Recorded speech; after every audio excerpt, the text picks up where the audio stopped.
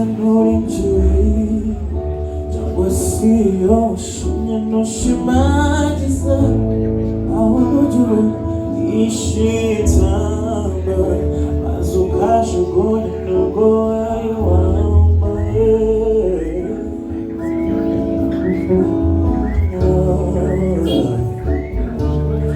Hira Aonewa Shimi Shukaren Zurudero Utakajaga chiro kare kukakanari bulizo tulibane kumboni isi tutafuna ubisi ya ubibonye ukoriti aho ruzikuzatura mu musozi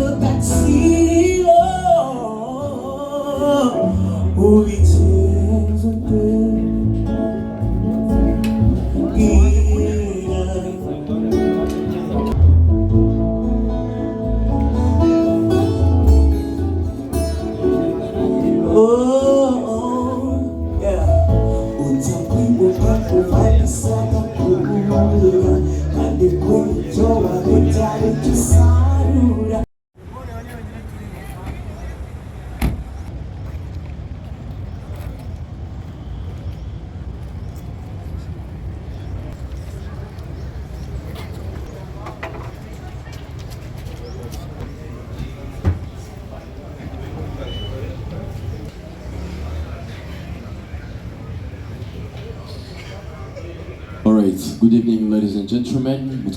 Twarigiye nubwo tutabyifuza ko y'umuhanzi izire mu buryo bwo bw'amatsiko nyuma yaho ese hari n'imishinga iba ihari ku buryo wenda icyo kibazo kiramutse kibayeho tutabyifuza tuvuga ko ufite nka baka umuntu hari abo tuzi kujya muri studio murakoze inganzo kuzima ku kijyanye ibibazo numvisha harimo kuba baramprofise kubona nabandikiye kuri my dreams nicyo mbashe kugaruka mbere ntabwo ari byo na mbere yaho tutarakorana baba baramprofise kera kuko twari ibintu byinshi tugenda dufashamo reka imiziki yacu ikintu ikeneye kandi kigomba gushyiramo imbaraga yo gufashanya kugerageza icyo ubona washobora wakora kugira ngo mugenzi wawe nawe itaragiye wagikora ako nabareni kareni gerageza gukora bisaba ko duprofita hamwe nabo makubyitwa kakandi tumenye ko amajwi yanyu naza kuyakora nuko banakoze n'ikintu turakorana icyo ntagarike hanyuma murarage nyibutsa yabajije umubano wawe na Irene tumenye neza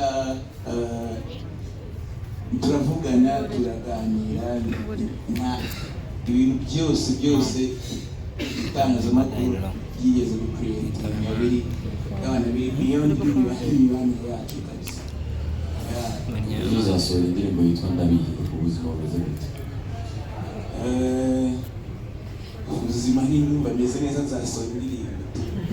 nzasohora indirimbo urumva icyo gukora amafaranga agiye kuza n'isoko ubwo nayo izatwinjiriza n'ubundi bwo buzima naho ndabihiwe ni izina ry'indirimbo ndavuga ngo sinsiba gutanga amafaranga atagira ingano ngo norohera inzira ariko nabuze icyo nanga ngo urupfu rundenze wa mugeri warwo indirimbo tuzikora kubera ko turi tugerageza tuvugira n'abandi turimbira n'abandi ni ukuvuga ngo indirimbo ni izina tu ni nk'uko nawe iyo uri mu kandi kazi kawe gasanzwe utaguma ubaza uvuga ngo the entertainer asema hai asewe it's just a title kabisa, nta kindi kintu. Ubuzima bumeze neza ndi gukora nyine,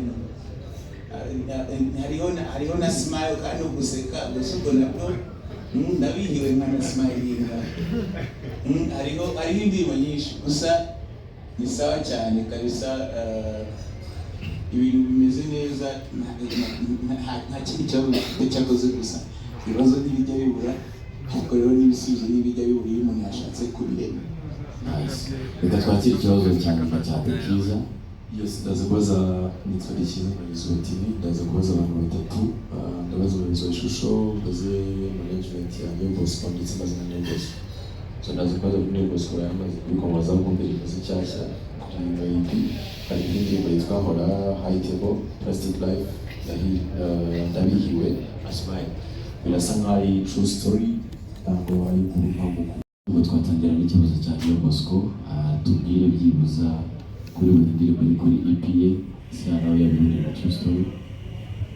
Amisi ndagushimira bakomeje kunyibutsa aho wamenye ko natangiye kubyibagirwa kuri merci.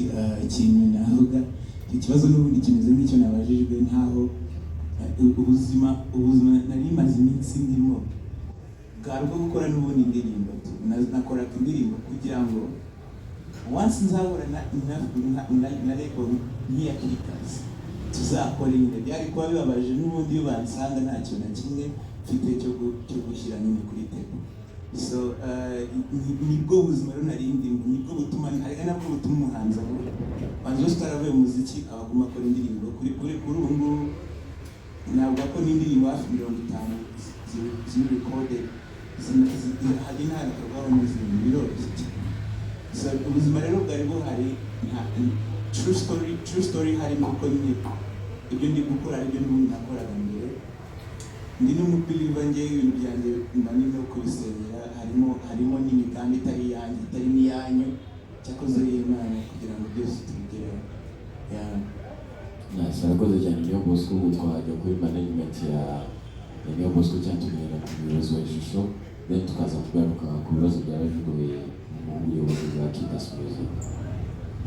Akoze ubufatanye ntabwo ari urwego Kickers gusa, kuko twatangiye gukora muri creative industry mu buryo bwo gukora ubushakashatsi bwatuma industry ikomera kandi ntiyakomera itarimo amafaranga. Nicyo kintu tubikeneye cyane.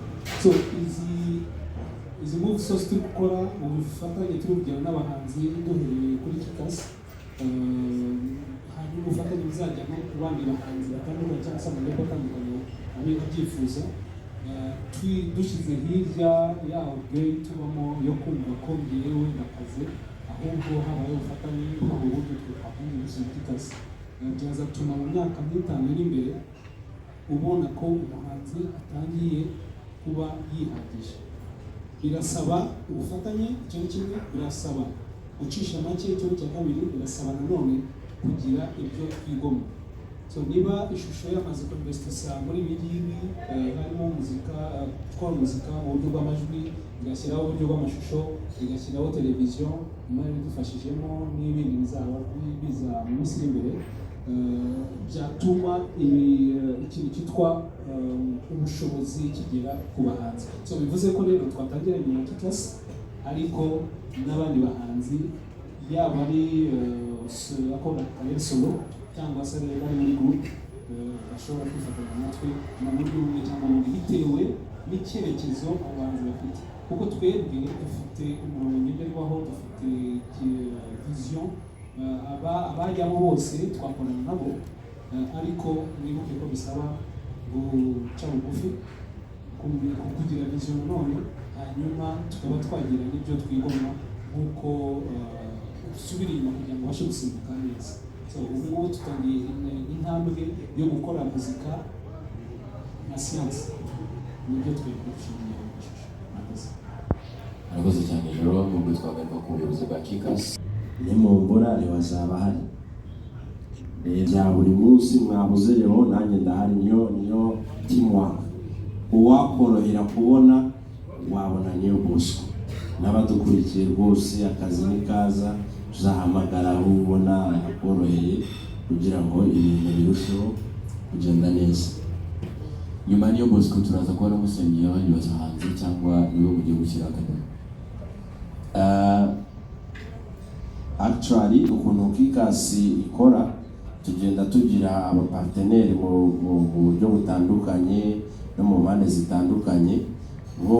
Nk'umuntu witwa Karezu bari muri partnership turi gukorana ku ma project atandukanye. Ntekereza ko uyu mwaka igihe cyose mutazabona dukoze Next Diva ikibazo kizaba ari niwe uri gukurikirana iyo project yo gukora Next Diva season 2. Noneho kandi n'umwana uzavukira mu rugo rwiza, zaba hari bwiza ku ruhande, hari niyo Bosco, hari iyo team yose hari, no kuvuga ngo mu mpera z'uyu mwaka hari ishusho ku ruhande, mwese muhari. Ntekereza ko umuhanzi tuzafata mu mpera z'uyu mwaka Next Diva azaba ari umwana uvukiye mu rugo rwiza kabisa. Murakoze cyane ngo mwafasha tugashimira panelist bacu muri iki kiganiro tugiranye, hanyuma dushimire ishusho ariko hari icyo bagiye kongeraho. Niba uyu munsi Bosco yashyize twakoze press ndumva abo bireba bose babikoraho uburyo nyuma yo kuba ntekereza ko nahita nanakomerezaho nyuma yuko tugiye kubumvisha mu buryo bw'imiririmbire, twaza no kugira umwanya umwe wo gusuzanya dufata agafoto k'urwibutso tunasangira ako kunywa baduteguriye. Ababishinzwe bashyira n'indirimbo hasi tukanava hano tubonye zimwe muri comment zanyu. Ntekereza ko rero hari icyo bitwaye Ariko niyo Bosco aranyuza amaturirimbi cyane rwose. alright. Well, so bakoze cyane. Hari icyo niyo Bosco yaragiye kongeraho? Ikintu nari ngiye kongeraho ni uko hari ibintu byinshi turi gukora mu batababwiye, ariko nubwo bitaranuzwa neza cyane, gusa turi kugirana ibiganiro n'icyitwa Sony. Ngira ngo nibigenda neza Imana ibigiyemo dushobora kuba turi gukorana nabo muri ino minsi kugira ngo byose bibe byifatanyiriza hamwe kugira ngo tuzane imbere. Ubwo nicyo numvaga nacyo abantu bakitega uko cyagenda kose, ubwo tuzagenda tubabwira.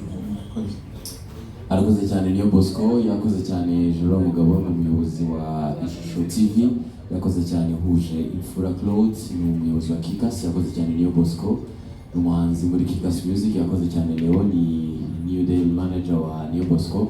Bakoze cyane abanyarwanda bari badukurikiye live ku Ishusho TV, bakoze bari badukurikiye kuri Instagram ya niyo Bosco, ariko kandi bari badukurikiye kuri YouTube channel. Bakoze cyane abanyamakuru bose bari hano ndetse n'ibitangazamakuru bitandukanye biri hano.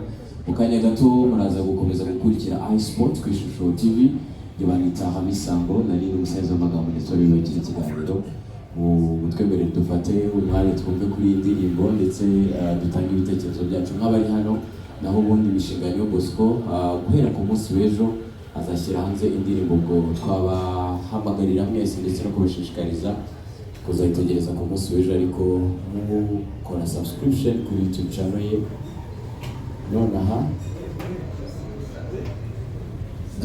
Nonaha byose mwabyemeye, ni ukuvuga guhera uyu munsi nonaha indirimbo bagiye kuyibona. Indirimbo barazibona kuri platform zose zicuruza umuziki. Baraza kuba bazireba nyuma ya performance ya niyo Bosco. Muramara kumubona ari kuzibaririmbira, murajya kurangiza zageze hanze, mukomeze murebe televiziyo yacu. Murakoze cyane. Arakoze cyane rero Claude kunyunganira, naho ubundi njye banyita Hamisango, Uwiteka abarinde.